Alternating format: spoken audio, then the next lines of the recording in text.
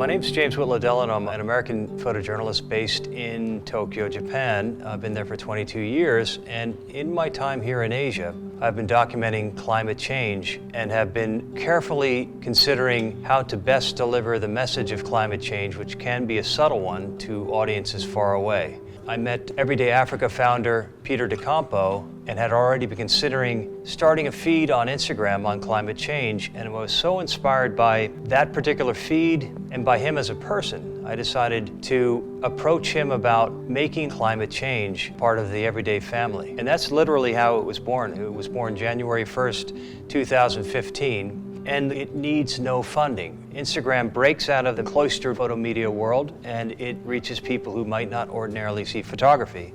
At this point, I have over 30 photographers from 6 continents showing climate change on 7 continents. And the important message we want to bring home is that it's not just happening over there, it's happening here and here and here. We have photographers from the north, from the south, from the developed world, from the developing world, men, women, and you start to see kind of a drip, drip, drip of the effects of climate change. I do feel a sense of crisis, but if we just show the challenges, which are massive, people can get distraught and think that there's no hope for a better future. So we do show solutions, and the beauty of living in Japan is it's a fully post-industrial society.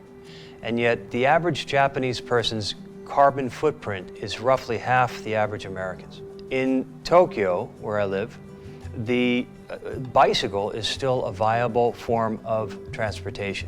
And we see things like the packed subway trains. Because Japanese are willing to ride in these packed trains, they're consuming less carbon, less energy per person. But we're still experimenting as a species with ways to conquer this challenge. And not all will work, but it doesn't mean we have to stop trying. Maybe in 20 years, some will go by the wayside, but others might be things in our daily lives that we no longer give a second thought to. And those are the solutions that I think are going to be the difference between teetering over the edge and getting it under control. I hope that we can expand and get the solutions to start turning the clock back.